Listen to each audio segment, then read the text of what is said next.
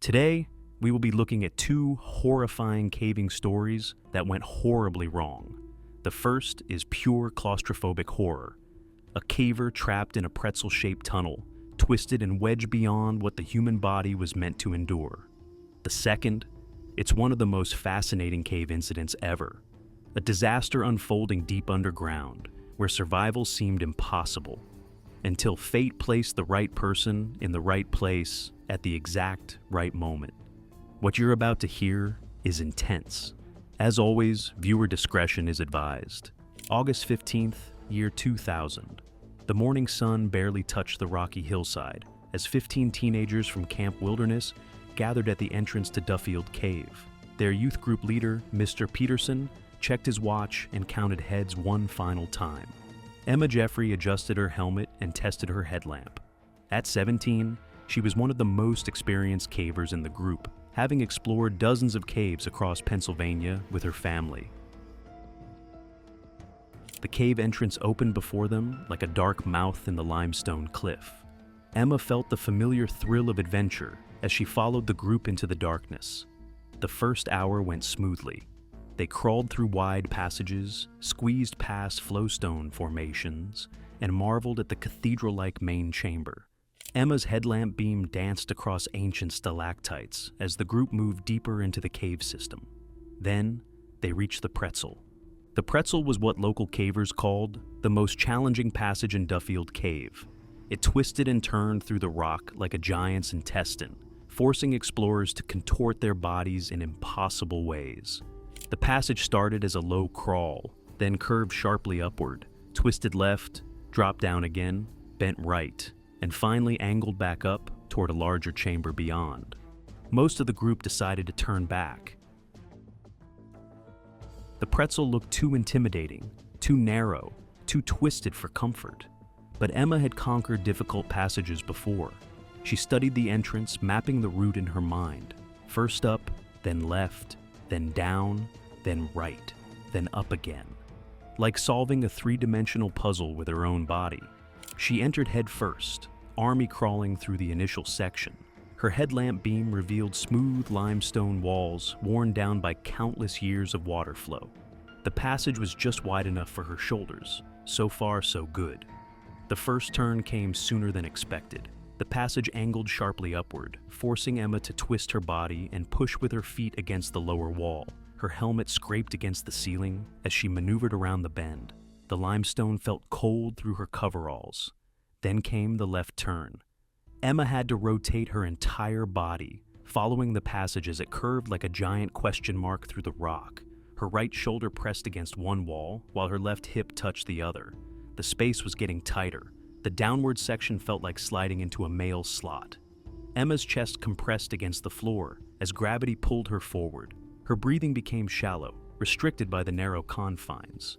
Behind her, she could hear muffled voices from her group, but they sounded far away now. The right turn was where everything went wrong. Emma's body had followed the pretzel-like passage perfectly until this moment. Her torso was angled down from the previous section, her hips twisted left from the earlier curve, and now she needed to bend right to continue. But as she tried to make the turn, her body simply ran out of room to move. Her right shoulder jammed against the wall, her left hip wedged against the opposite side. Her legs, still angled from the previous turns, couldn't find purchase to push forward or pull backward. The passage had become a limestone straitjacket, holding her in a position that seemed impossible to escape. Panic hit her like a physical blow. Emma's heart hammered against her ribs as she realized she couldn't move forward or backward. Every attempt to shift her position only wedged her tighter into the twisted passage. The rock walls that had seemed merely snug before now felt like they were crushing her from all sides. Her breathing became rapid and shallow. The headlamp beam shook wildly as her head trembled with fear. The darkness beyond the light seemed to press in on her, making the already tight space feel even smaller. Sweat broke out across her forehead, despite the cave's constant 50-degree temperature. She tried to call out, but her compressed chest could only manage weak, breathless sounds. The pretzel passage muffled even these feeble attempts. Her friends still gathered at the entrance 30 feet, 9 meters away, couldn't hear her distress. Finally, one of her friends noticed she hadn't emerged from the passage. Voices echoed through the cave as they called her name. When she managed a weak response, the urgency in their replies told her they understood the situation. The next 4 hours became a nightmare of failed rescue attempts. Her friends tried everything they could think of. They grabbed her feet and pulled, but the passage's twists prevented any straight-line extraction. They pushed from behind, but this only wedged her tighter into the narrow sections. Then they made a fatal error. They brought water to pour around her body, hoping to create lubrication, but the limestone absorbed it quickly. However, her temperature started dropping as the soaked water became colder by the minute. The cave temperature that had felt pleasantly cool at first now became Emma's enemy. Hypothermia crept through her body like a slow poison. Her shivering started as small tremors, but grew stronger as the hours passed. The involuntary muscle contractions made the tight passage feel even more constricting. Her thinking became fuzzy. Simple decisions felt overwhelming. The boundaries between her body and the surrounding rock began to blur in her mind. She found herself having conversations with the cave walls, apologizing for intruding, asking them politely to let her go. Meanwhile, above ground, a rescue operation was mobilizing that would become legendary in Pennsylvania cave rescue circles. The landowner called 911 after Emma's friends emerged from the cave in panic. Police arrived first, followed by fire department rescue teams, then paramedics, then specialized technical rescue units from 3 counties. The hillside above Duffield Cave soon looked like a small city of emergency vehicles, their red and blue lights painting the trees in strobing colors. But none of the emergency responders had experience with cave rescue. They lowered equipment into the cave and sent their smallest firefighters into the passage, but even they couldn't reach Emma's location. The pretzel's twisted route defeated every conventional rescue technique. As the sun set on what had started as a beautiful summer day, someone made the call to the local caving community. Within an hour, experienced rescuers from across the region were descending into Duffield Cave. These were people who knew the underground world, who understood how rock passages behaved, who had spent years learning to move through spaces that seemed impossibly small. They managed to reach Emma by sending the smallest rescuer of the group. He analyzed the entire situation and then wiggled his way out to discuss with the rest of the team. The solution, when it came, was as simple as it was embarrassing. The rescue team realized that Emma's clothing, wet with water, sweat, and expanded with hours of wear, was adding crucial inches to her body dimensions. In the tight confines of the pretzel, even a half-inch difference could mean the difference between passage and imprisonment. Working with careful precision, the rescuers removed most of Emma's clothing. Then they applied cooking oil liberally to her skin, creating the lubrication that water couldn't provide on the porous limestone. The oil made her skin slippery enough to slide against the rock walls instead of catching and binding. The extraction took another hour of careful work. The rescuers had to coordinate their efforts perfectly, supporting Emma's weight while guiding her body through each twist and turn of the passage. They worked in reverse, undoing each contortion that had trapped her in the first place. When Emma finally emerged from the pretzel's entrance, she was barely conscious from hypothermia and exhaustion. Her core body temperature had dropped dangerously low during the hours-long ordeal. Paramedics immediately wrapped her in warming blankets and started IV fluids to combat dehydration and shock. But she was alive. More importantly, she was uninjured except for minor scrapes and the effects of prolonged cold exposure. Emma spent 2 days in the hospital, recovering. The doctors said she was lucky. Another hour in the cave's cold embrace might have caused permanent damage or worse. Her body temperature had dropped to just above the threshold where vital organs begin to shut down, but fortunately, luck was on her side and she had survived. This next story is one of the most unbelievable cave disasters ever. A story so precise, so improbable, it borders on fate. On the morning of February 15th, 2012, Ed Sorensen stood at the water's edge in his street clothes, observing his students as they prepared for another day of underwater training. As one of Florida's most experienced cave diving instructors and rescuers, Sorensen had witnessed countless diving scenarios unfold at this location. Merritt's Mill Pond, with its deceptively peaceful surface, was commonly used as a training ground for divers. Unlike the open chambers found at many recreational sites, this system features narrow passages and tight restrictions at some places. On this particular morning, another instructor was conducting training exercises with student divers in the underwater cave system. The students wore double back-mounted tanks, a common configuration for many diving applications. These tanks sit mounted on the back, creating a profile that extends beyond the diver's shoulders. Double back-mounted systems provide excellent gas capacity and are familiar to most recreational divers transitioning to technical diving. In contrast, many cave divers prefer side-mounted configurations, where tanks are positioned along the diver's sides rather than on their back. This setup creates a narrower profile and allows for better maneuverability in confined spaces.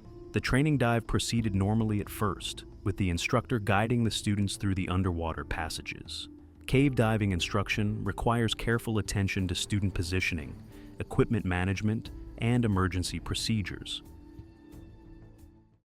Instructors must maintain visual contact with their students while navigating complex three-dimensional spaces where disorientation can occur quickly.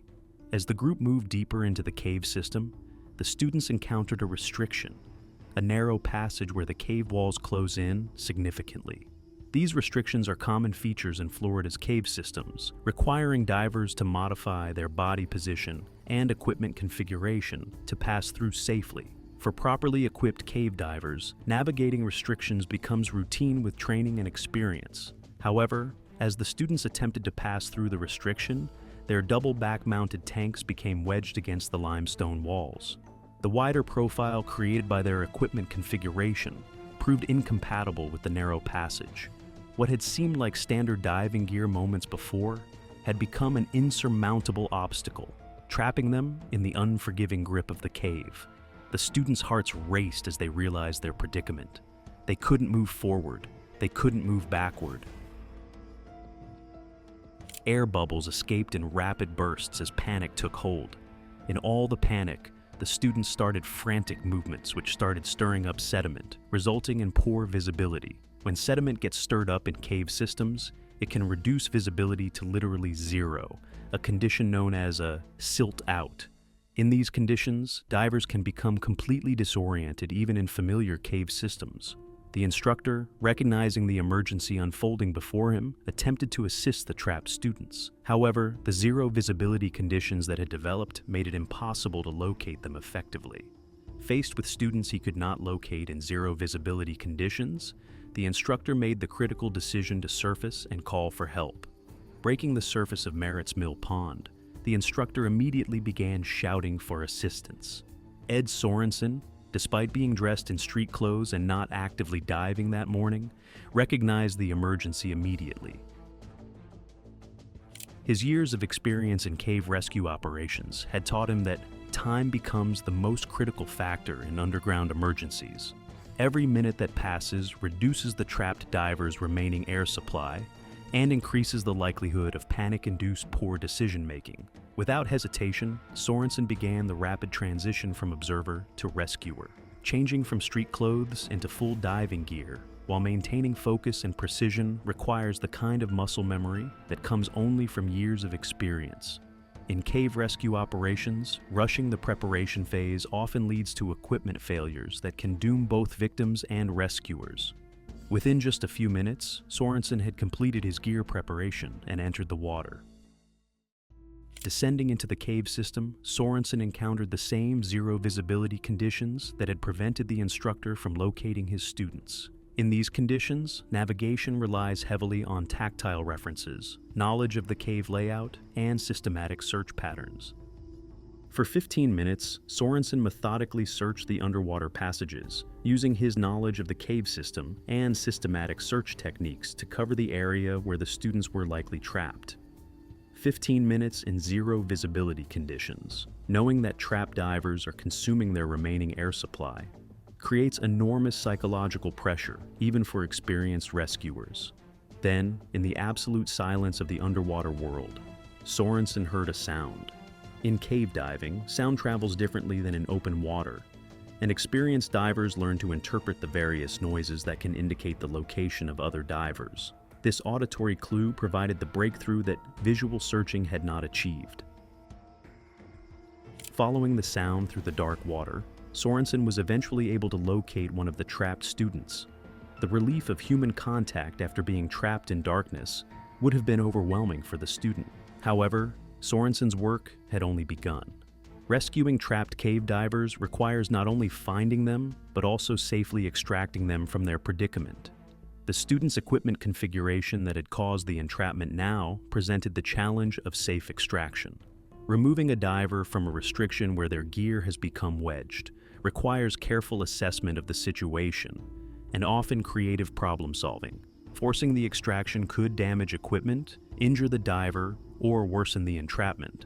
Once Sorensen had successfully freed the first student, he faced the decision of how to manage the rescue operation. With one student located and another still missing, he had to balance the immediate safety needs of the rescued diver with the ongoing emergency of the second trapped student. Sorensen took the first student to a safer location within the cave system, where he could wait without being in immediate danger. He then calmed the student down, providing the psychological support necessary to prevent panic from creating additional complications.